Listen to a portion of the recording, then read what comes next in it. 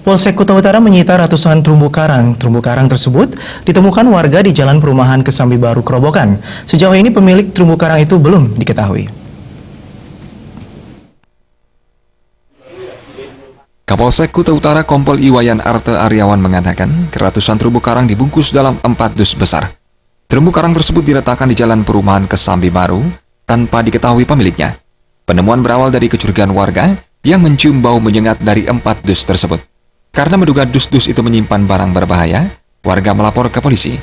Setelah polisi dan warga membukanya, dus-dus itu ternyata berisi ratusan terumbu karang yang dilindungi dan sudah mulai membusuk.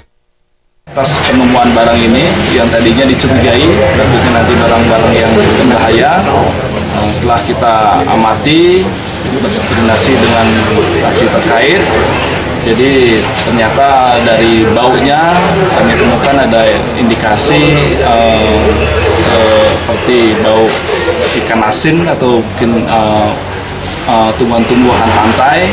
Akhirnya kami cek bersama dengan instansi terkait dan ternyata memang benar adalah sejenis terumbu karang. Kini, pihak kepolisian masih menyelidiki pemilik dari terumbu karang tersebut. Rai Swantara, Bali TV.